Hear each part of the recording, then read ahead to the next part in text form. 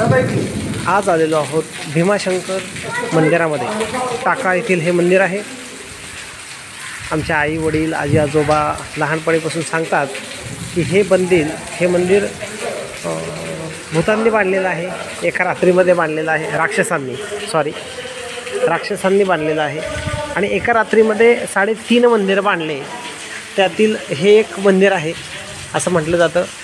मंदिर जर तुम्ही पाहाल तर तुम्हाला हे जाणवेल की हेमाडपंथी बांधणूक आहे। अतिशय सुंदर अशी दगडावरती नक्षीकाम केलेली बांधणूक आहे।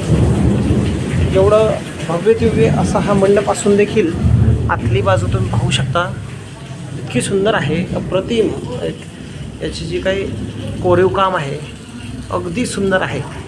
सायंकाळची वेळ असल्यामुळं थोडंसं क्लॅरिटीला प्रॉब्लेम येईल, मात्र एकदम सुंदर आहे। पहा, आपण बघू शकता, म्हणजे आपल्या रामायण महाभारतातल्या कथा इथं रेखाटण्याचा, चित्रित करण्याचा प्रयत्न केलेला आहे।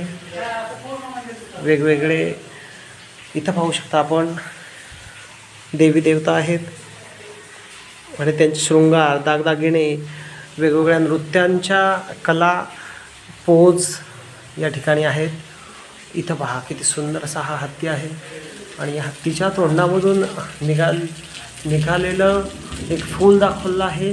ते फूल भगवान विष्णू यांच्या हातामध्ये आहे अशा प्रकारे दाखवलं आहे। अतिशय सुंदर हा देखावा इथं त्यांनी दगडामध्ये साकारला आहे, हे एक वैशिष्ट्यपूर्ण बाब आहे। आणि ही भीमाशंकराची मूर्ती, शिळा, सुंदर अगदी छान असा हा सर्प 5 फण्यांचा, आणि ही आहे ते भीमाशंकराची पिंड।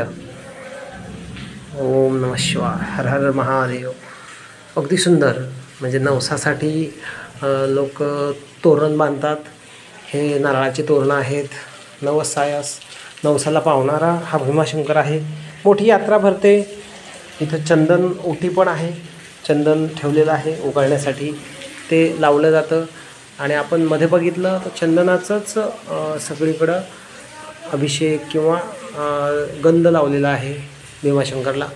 अशा प्रकारचं हे सुंदर, अगदी अप्रतिम आणि डोळ्याचं पारणं फेडणारं हे मंदिर आहे। मंदिराबरोबरच हे गावाचं श्रद्धास्थान, पंचकृषीमध्ये नाव असलेलं मंदिर आहे।